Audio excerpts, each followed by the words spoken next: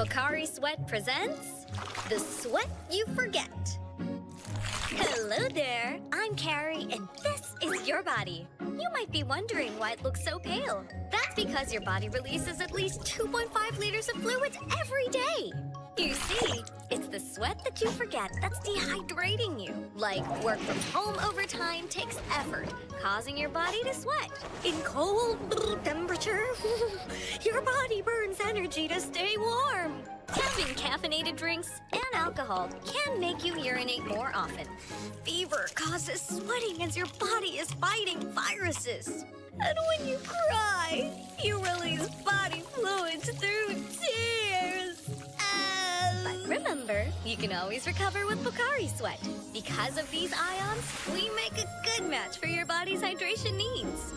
Ooh, this is our stop. Remember, don't let the sweat you forget keep you from living a healthy and hydrated life. Pocari Sweat.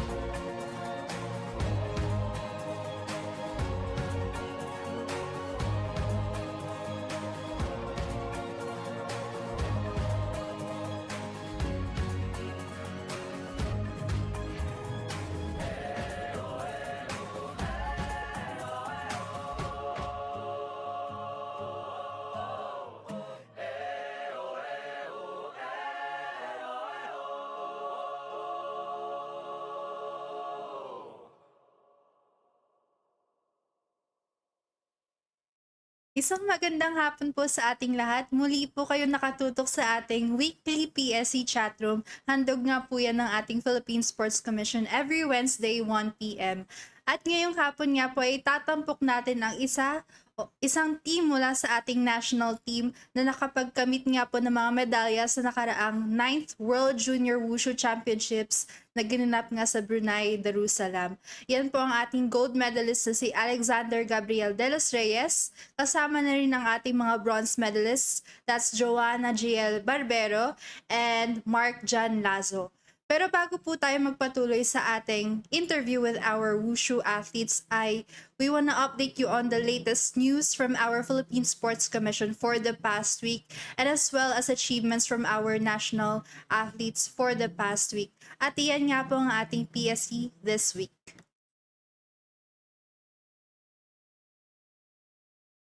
Ayan na nga po. Again, we want to congratulate po our athletes who have bagged medals from the different championships held all across the globe. Unang-una po dyan, we want to congratulate po our national athletes who competed at the 2024 Southeast Asian Wrestling Championships and Oceania Invitational na ginanap naman sa Thailand. That was last September 25 to 29. Team Philippines won 3 golds, 2 silvers, and 7 bronze medals in total. Yan nga po sina Miriam Grace Balisme from the women's freestyle 61 kilos under 17.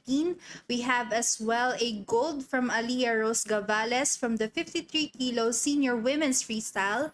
At mula naman sa men's division, we have here Paul Sondre Capinig, a gold medalist in his event at the under 17 51 kilos. And for our 2 silver medalists, that's Rexer Albarico together with Paul Sondre Capinig.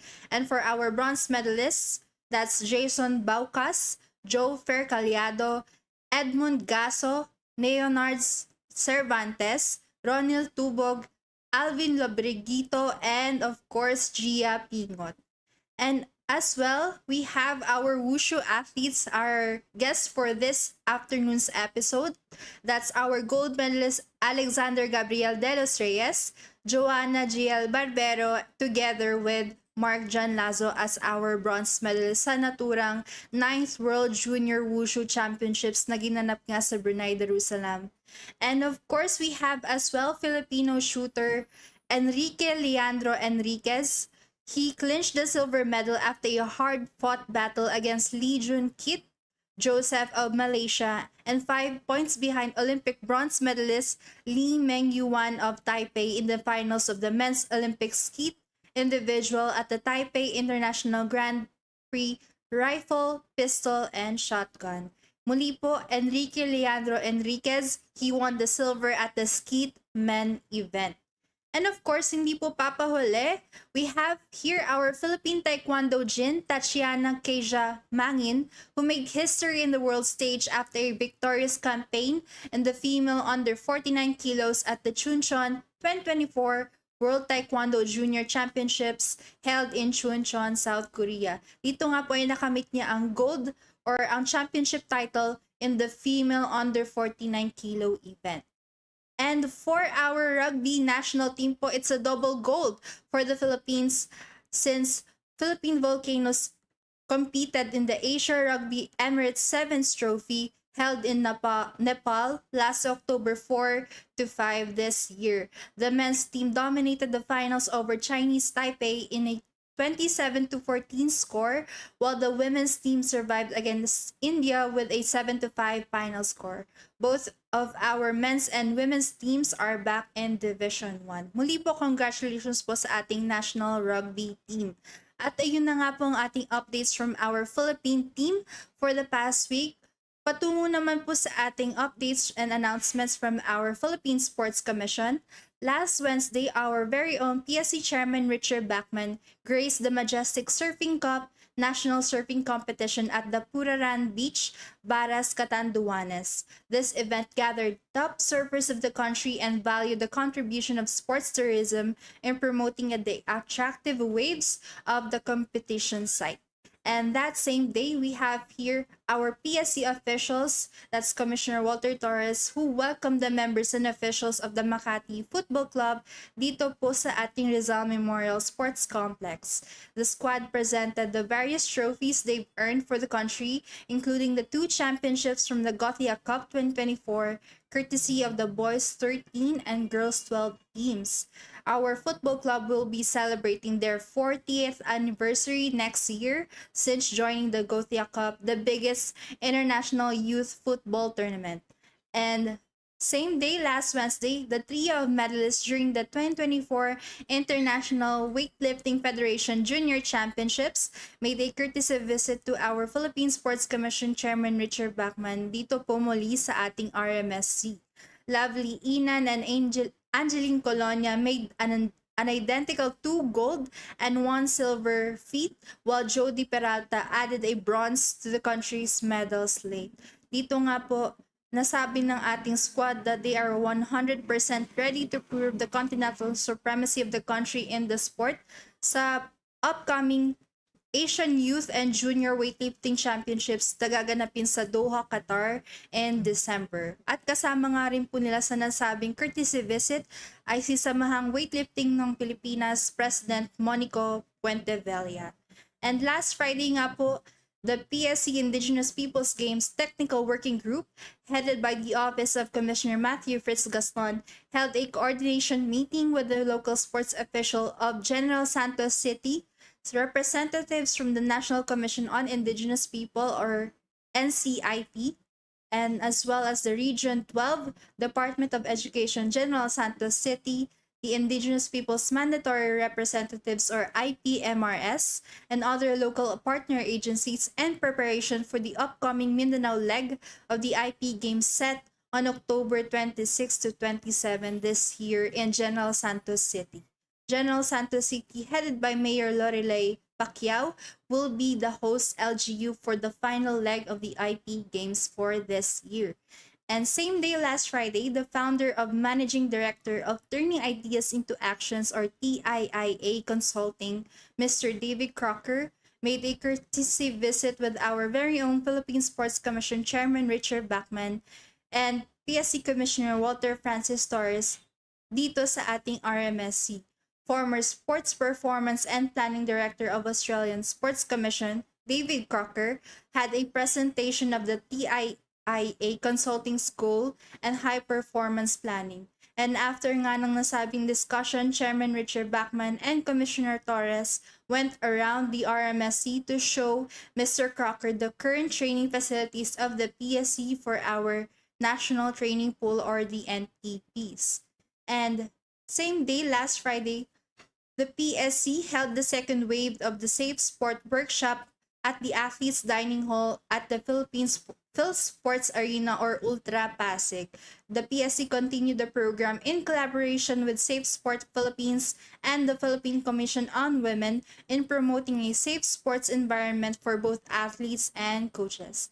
Different NSAs had attended the first day of the workshop, and the workshops are intended to inform the participants of the importance of safeguarding policies or measures that will be able to protect them while doing sports. And for this week po, Monday, PSC resumed the program for the day 2 of the second edition of the Safe Sport Workshop. Coaches and athletes from different NSAs attended the second edition of the said workshop.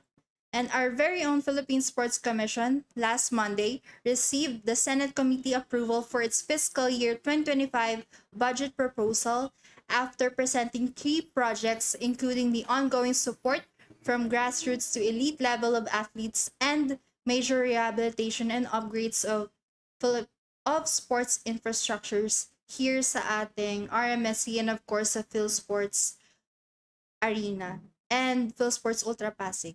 Chairman Richard Bachman emphasized the agency's programs prioritizing athletes' welfares and serving all sectors including persons with disabilities, women's participation in sports, and indigenous peoples, among others. He also highlighted how these initiatives align with President Ferdinand Bongbong Marcos Jr.'s principles within the Bagong Pilipinas brand of governance. At dito po sa nasabing Senate hearing, we have Chairman Richard Bachman together with Committee on Sports and Health Chairperson Senator Bongo, and as well as our commissioners Edward Haico and Matthew Fritz Gaston, together with Executive Director Paulo Francisco Tatad and the Deputy Executive Director Attorney Guillermo Iroy Jr. And that same day po, PSC with Commissioner Matthew Fritz Gaston and Commissioner Edward Haico met with the Samahang Basketball ng Pilipinas or SBP officials, Executive Director Ms. Erica D. and Finance Officer Ms. Lenny Nocum to discuss with National Sports Association's hosting of the FIBA Season 3 World Finals. 8 countries will be qualified to participate in the event to be held on December 11 and 12 this year at the SMX Clark Convention Center. At yun nga pong ating updates from our Philippine Sports Commission for the past week. At susunod na nga po dito ang ating live interview with our Wushu athletes on the recent achievements sa 9th World Junior Championships sa Brunei Darussalam. And we will be back after a few reminders. Pocari Sweat presents The Sweat You Forget. Hello there, I'm Carrie. You see, it's the sweat that you forget that's dehydrating you. Like work from home overtime, oversleeping, being in cold temperatures, having caffeinated drinks, or alcohol, fighting a fever, and even crying. But you can always recover with Pocari Sweat. Because of these ions, we can help with your body's rehydration. So remember the sweat you forget and always stay hydrated. Pocari Sweat. Pocari Sweat presents The Sweat You Forget. Hello there, I'm Carrie. You see, it's the sweat that you forget that's dehydrating you. Like work from home overtime, oversleeping, being in cold temperatures, having caffeinated drinks, or alcohol, fighting a fever, and even crying. But you can always recover with Pocari Sweat. Because of these ions, we can help with your body's rehydration. So remember the sweat you forget and always stay hydrated. Pocari Sweat. Pocari Sweat presents The Sweat You Forget. Hello there, I'm Carrie. You see, it's the sweat that you forget that's dehydrating you. Like work from home overtime, oversleeping, being in cold temperatures, having caffeinated drinks, or alcohol, fighting a fever, and even crying. But you can always recover with Pocari Sweat. Because of these ions, we can help with your body's rehydration. So remember the sweat you forget and always stay hydrated. Pocari Sweat. Pocari Sweat presents The Sweat You Forget. Hello there, I'm Carrie. You see, it's the sweat that you forget that's dehydrating you. Like work from home overtime, oversleeping, being in cold temperatures, having caffeinated drinks, or alcohol, fighting a fever, and even crying. But you can always recover with Pocari Sweat. Because of these ions, we can help with your body's rehydration. So remember the sweat you forget and always stay hydrated. Pocari Sweat. Pocari Sweat presents The Sweat. At nandito na nga po tayo sa second portion ng ating Psc Chatroom for this Wednesday, October 9, 1 p.m. At ngayong hapon nga po ay kasama natin ang ating Wushu athletes from the recent 9th World Junior Championships, our medalists from that event. We have here Alexander Delos Reyes and of course our bronze medalist, that's Johanna Barbero, and of course Mark John Lazo. Good afternoon guys! Kumusta kayo? Good afternoon Ay, po. Mabuti ayos. naman po kami. Thank you for having us here today. Ayun. Ayos lang. Good afternoon po. So, Afternoon. how has it been coming home tapos nakapag-bag kayo na medals? Kumusta yung pakiramdam nyo ngayon? May nakaget over na ba kayo or still reeling in those medals? Ikaw, Alexander. Very very exciting po. Very happy to be back home and to feel the support of our fellow Filipinos. How about you guys? Masaya po kasi knowing na first time po namin maglaro international, masaya po na nakauwi kami ng medalya. Laro na po kasi first time lang po namin nakalaro po sa World Champion po. Ayun. Before the competition, ano ba yung... So, for all three of you ba, first time nyo mag-compete internationally? For me Kami po, pong, Kayong tatlo? hindi po, for kami pong dalawa is Mm. first time po namin maglaro international. How about for you, Alexander? this was my fourth time competing internationally for the Philippines. And kumusta naman yung naging experience mo, Alexander, knowing na hindi ka naman baguhan sa international stage, tapos nakapag-uwi ka ng... Is this your first gold? This was my first gold po. The previous medals were just bronze medals as well. Mm.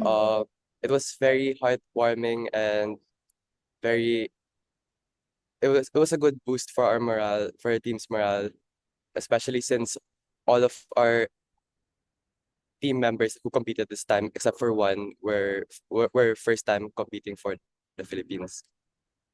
How about for you guys? First time international? Was this your first time out of the country? Sa akin po, first time ko din pong lumabas ng country. Kamusta yung... Ako, yes, ako yes. naman po, ako naman po ay nakapag-training po sa China training po. Mm. Nakalabas po ng So, Pilipinas po. bale kay Mark, may experience ka na makaharap ng foreign na athlete, no? Yes po. Para naman sa'yo, Joanna, ano yung experience mo? Kasi first time mo out of the country, tapos nakakapag-uwi ka ba ng medal? Ano yung overall experience mo coming from the games? Nakaka-overwhelm po na ganun yung buong experience. Hindi ko po ma-imagine na ganun po yung nangyari. How about for you, Mark? Ah, sobrang saya po kasi first time po. Ayun. Since first time niyo mag-compete sa international stage, ano yung difference ng paghaharap nga with a foreign athlete compared sa training nyo lang dito sa Philippines? Ikaw, Joanna. Yung ano po, pag iba na pong atleta yung kaharap mo, parang mas may confidence ka na sa sarili mo na ah, nagpalakas ka dito sa Pilipinas, kaharap yung mga teammates mo, yung baon mo na skills and techniques ay malalabas mo na dun sa kaharap mong ibang ibang bansa po na kalaban. Mm-mm. How about for Siyempre, you? kinakabahan po. Mm-mm. How about for you, Mark? Since training lang yung nagagawa mo with foreign athletes, ano yung difference ng training with them compared, nakaharap mo ba yung mga nakatraining mo dun sa games? Hindi po. So ano yung feeling nga nung nakaharap mo yung ibang atleta dun sa games? Was it any different dun sa mga kasama mo sa training? Yung nailabas ko po yung mga na-training ko po sa China para ang baon ko po ay lakas po ng loob. Hmm. Ikaw naman, Alexander, seeing na parang mas veteran ka na compared to Joanna and Mark, mas veteran ka na sa pag-compete sa international events. Kilala mo na ba yung mga nakaharap mo dito sa nakarang championships? Actually, yung competitors ko po, this Brunei competition was mostly the same then po from my Mm. most recent one, which happened months before sa Singapore po. Yung mga kasama ko po na lumaban sa event na to, mostly sila lang din po naman. So, mga naging kaibigan ko na din po sila because of that. Seeing na So, nakakalaban mo na sila before, nakaharap mo na sila before, may mga techniques ka kayang nagamit facing them before, tas ngayon in-apply mo dito sa championships para ma-earn nga yung gold? yes po. Actually, for me, personally, more of sa mental aspect ko siya po nagamit. Kasi first time ko po nung sa Singapore after a long time of not competing internationally. So personally, I was very nervous po because of that. So my mental toughness during the Singapore competition was not as strong as the one as I think I had for the recent Brunei competition. I was able to apply I was able to be more open and talk to my competitors more compared to the one in Singapore. So I was more nervous in Singapore, so compared to here in Brunei. Doon ba sa Singapore tournament mo, may nakuha ka ring medal? No, Mm. unfortunately I was able to bring home a medal there. So what was your mindset going into the Brunei tournament coming from the medal-less Singapore game?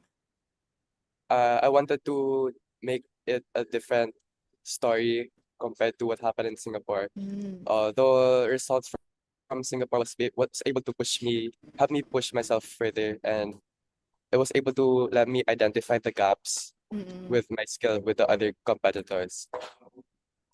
Ayun, aside from the previous competition, in preparation for the Brunei games, were there any training camps or talagang na-busy na kayo in preparing for the Singapore games, going to the Brunei?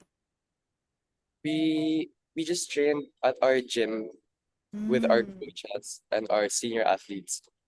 Preparation was very intense. Personally, I focused on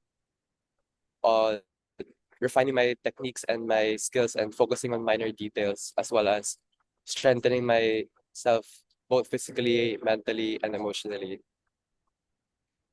Well, how about for Joanna and Mark? Na-mention ni Mark na may training camp siya sa China. In relation ba yun sa pagpunta nyo sa Brunei na championships? Or was that way back pa? Apo. Yes Mm. po. So, mga ilang days ka nagstay dun sa China to prepare for the Brunei Games? 1 month po. Hmm. Pero how about Joanna? May training camp bang nasalihan or dito lang talaga base sa Manila yung training mo? Dito lang po ako sa gym din po kasama yung coach namin at saka yung mga naiwan din po kasi isa po ako sa hindi nakasama sa China training. So, ako po yung nafokusan dito kasi may laro po. Hmm. May game ka before the Brunei Championships? Hindi po, I mean, yung fina-focusan po nila ako para sa Brunei po na Okay. laro. Ayun, ano yung pakiramdam mo naman na kahit hindi ka nag-international training camp, nakapag-uwi ka pa rin ng bronze medal? Tas first time mo Sobrang ba? saya po kasi sobrang saya po kasi ah, kahit papano na naipakita ko po kung ano po ah, yung kakayanan ko po at yung mga naturo po sa akin na-impart po sa akin na skills and techniques ng coach namin at yung mga seniors po dito sa Philippines. Ayun. Apart from the techniques na natutunan mo before the games, ano kaya yung for you two, Joanna and Mark, ano yung mga techniques na nakuha nyo competing abroad against foreign athletes dun sa naturang games? Speed po. Kasi pagka Mm. po speed, mas mabilis po makapuntos sa kalaban.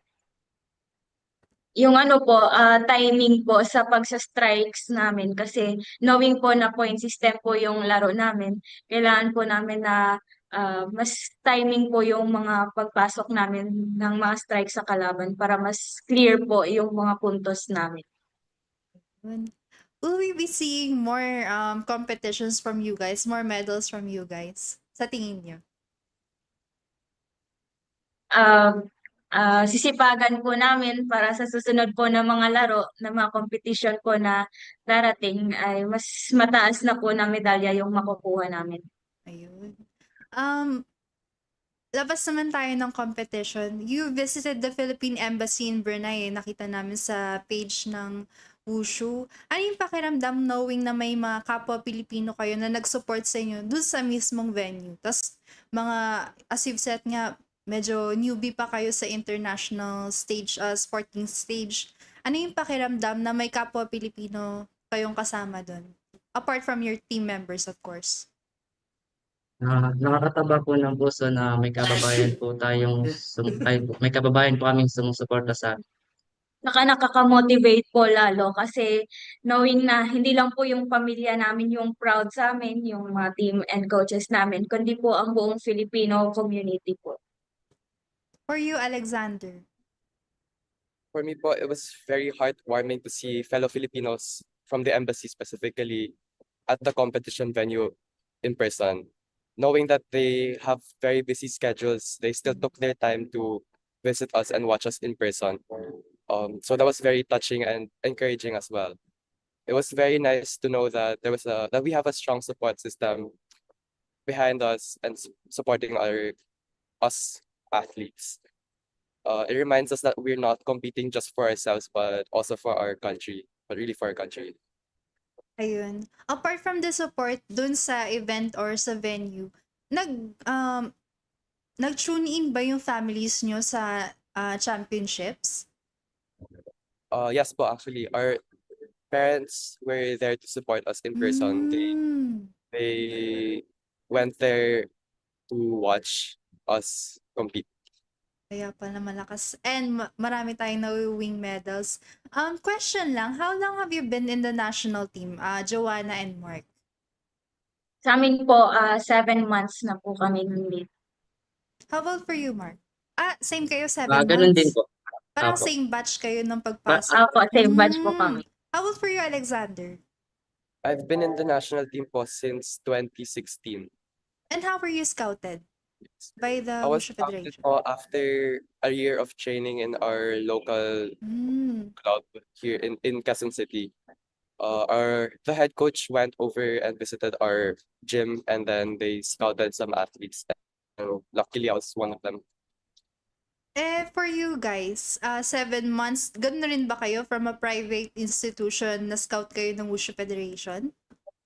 Nung palarong pambansa 2023, nagkaroon po ng tryout doon after championship bouts. So, doon po, isa-isa po kaming pinapunta po sa harap para pakitaan po ng skills. Po nung Batang Pinoy 2023 po, nis, ah, Doon na po kami in-approach ni Coach Lay para pumunta po dito sa Fed. So, nung una, magkatunggali kayo? Or Opo, iba't iba opposing pong city na. delegations? Oo. Ano Opo. naman yung feeling na opposing delegations kayo before, tas ngayon magka-team na kayo? Parang lang po, hindi po yun na-expect na ganito po yung mangyayari kasi dati po ah, kakumpetensya po namin sila sa mga local tournaments dito. Tapos ngayon, chini-cheer na po namin yung isa't isa na maglaro sa international level po. Tingin nyo gaano ka-importante na may mga ganong programs on a national level Gaano ka-importante na may mga ganong palarong pambansa, Batang Pinoy, in growing nga yung team natin, team members natin? Para po importante po siya kasi para po mas makakita po ng iba't ibang players na may potential po. Yung wide na po yung iba't ibang city na po talaga. Mas marami na pong players yung makikita na may skills po. How about for you, Alexander? Kasi parang private institution yung pinanggalingan mo eh. Tapos personally, pumunta yung Wushu Federation sa school niyo. Was it a series of schools or talagang school niyo yung mismo pinuntahan? Hindi po, club lang po siya sa Quezon City. So, how does it feel na may mga ganong programs yung Wushu Federation na sila mismo naghahanap from private institutions or even local institutions para makapag-scout ng talents? Same answer po kay Johanna na parang maganda po na nag-scout po yung Wushu Federation para po sa mga bata na may potential din po. Additionally na din po yung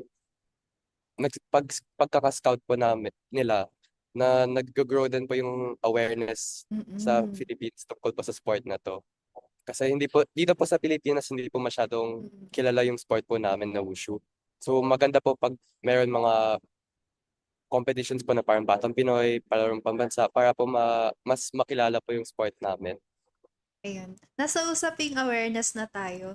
Nabalita kasi na magiging part ng NCAA Centennial Celebration ang Wushu as a demo sport. Ano yung feeling nyo towards this na mas mapapalaganap pa yung reach nyo in promoting Wushu dito sa bansa? Alexander? Personally, I'm really excited about Wushu being featured in the NCAA sports competitions. It's a great opportunity po for the sport to showcase, it's a great opportunity po to showcase the sport and introduce it to more people. It could also open doors to more youth and young aspiring athletes who want to join the growing family of the Wushu Federation Philippines. How about for you guys? 7 months pa lang kayo, no? Tapos, ayun na, ma-feature na as a demo sport itong Wushu. How do you feel about it? malaking opportunity po dahil mas makikilala po ang Wushu sa Philippines, sa buong Pilipinas po. Proud po kami na maging parte po ng growth ng sport sa bansa. Tingin mo, gaano kalaking impact yung pagsali ng Wushu dito sa NCAA? Kasi, sa inyong dalawa, you came from Batang Pinoy, tas palarong pambansa, medyo for mainly for grassroots, at the grassroots level pa lang yun eh. Tapos NCAA na to, magiging demo sport na siya sa NCAA. Anong pakiramdam nyo towards dun? Gano'ng kalaki yung impact nun from the grassroots to papuntang elite na siguro yung wushu? Yun nga po, parang yung same sa sabi ni Alex na nakaka-excite po siyang isipin kasi from grassroots program, ngayon nandiyan na po sa NCAA na part na po siya ng NCAA. Saka po, mas malaki po talagang opportunity po para ma-promote yung wushu. Tsaka maraming kabataan ang makakakita na pwedeng ma-inspire and mag-try ng sport. Ano na lang message nyo para sa mga kabataan na gusto mag-try ng sports? Tapos baka pwede nyo na rin ma-invite sa Wushu Federation. Yes, Alexander. Oh, my message and my advice po for the youth who want to try sports and maybe wushu is to do it if you really love it. You need to have a passion for the sport that you're doing. I feel like if you really love and enjoy what you're doing, then you can really excel. There's also a lot of benefits you can get from doing sports, like physical benefits. You also learn a lot of values and good character, and you build your character from sports. If I can encourage and try to get people to join the sport of wushu and join the Wushu Federation Philippines family, then do join, because wushu is not just a sport, it's also an art form. It's very beautiful if you really look at it. We're always welcoming members into the family, and we're really excited if we do have a new member. Kayong dalawa. Especially for Mark, I know kasama pa rin yung wushu sa Batang Pinoy eh. Encourage some of our viewers in joining wushu. Lang po, sport po ang matututunan ng athlete. Di, maging respect po and discipline po. Katulad About, po ng sinabi ni Alexander. para kay Johanna na lang, ano yung message mo towards our mga kababayan na patuloy pa rin sumusuporta sa ating mga atleta and of course sa ating mga wushu athletes, wushu team? Maraming salamat po sa mga kababayan po namin na patuloy sumusuporta sa amin, lalo na po sa aming mga pamilya. Ah, Thank you po sa inyong support sa amin. Simula po day one, salamat po sa bawat cheer, sa bawat dasal. Ramdam po namin yun sa bawat laban namin. At sana po patuloy niyo po kaming suportahan sa mga susunod pa naming competition. How about for you, Alexander? Message mo sa mga supporters who have been there behind your back all throughout your journey as an athlete. I want to thank them very much, and big thank yous po sa inyong lahat ng mga supporter who nandun po nagsusuporta pa rin po patuloy kahit hindi po kami manalo or kahit wala po kaming mauwing medals. Malaking tulong pa rin yung mga encouraging words nyo na sinasabi nyo po sa amin, kasi minsan nagda-doubt din po talaga kami sa sarili namin syempre pag hindi maganda yung performance namin. Normal lang po yun. So yung mga encouraging words nyo po, it means the world to us. So every cheer, every message of support, encouragement pushes us to train harder and represent the countries in further competitions. Lastly, for Mark naman, any words of gratitude towards your loved ones, family, friends?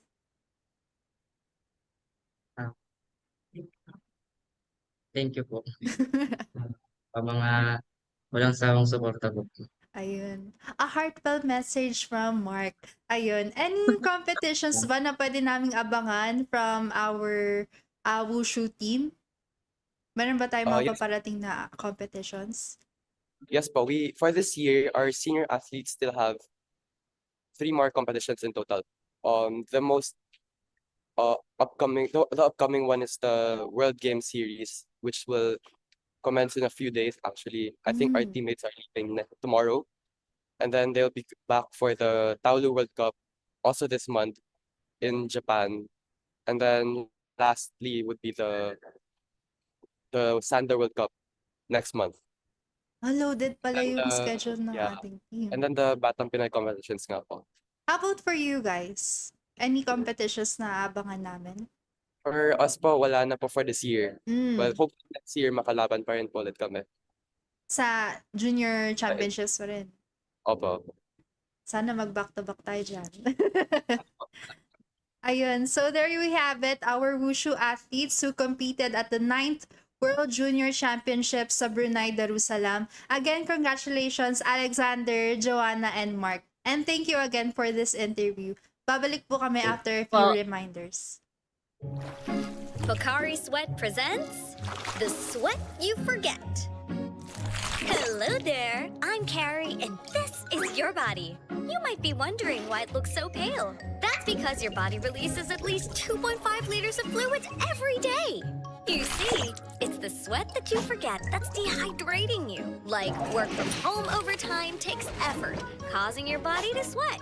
In cold temperature, your body burns energy to stay warm. Having caffeinated drinks and alcohol can make you urinate more often. Fever causes sweating as your body is fighting viruses. And when you cry, you release body fluids through tears. But remember, you can always recover with Pocari Sweat. Because of these ions, we make a good match for your body's hydration needs. Ooh, this is our stop. Remember, don't let the sweat you forget keep you from living a healthy and hydrated life. Pocari Sweat. Pocari Sweat presents The Sweat. At yun nga po ang ating panayam together with our wushu team, our medalists from the recent 9th World Junior Championships na ginanap nga sa Brunei Darussalam. We have their Alexander Gabriel Delos Reyes together with our bronze medalist, that's Johanna Barbero, together with Mark John Lazo. At talaga nga po nakakatuwa, no? Kasi dalawa sa ating medalists ay 7 months pa lang sa national team, but right away, on their first international competition ay nakapag-bag na ng medals for the country. And of course, Alexander Delos Reyes as well for winning his gold after years in being a national athlete. So there we have it, our episode for this afternoon, for this afternoon's PSC Chatroom. Muli po, nagpapasalamat po kami sa inyong patuloy na pagtutok dito sa ating PSC Chatroom. Handog po ng ating Philippine Sports Commission. At we wanna thank you as well, our sponsors po in producing this show, together with our Public Communications Office members. We have here Benedict Steven Panganiban. Thank you for our back-end specialist. And yeah, see you guys next week on another episode of PSC Chatroom. Every Wednesday, 1 p.m. God bless and goodbye.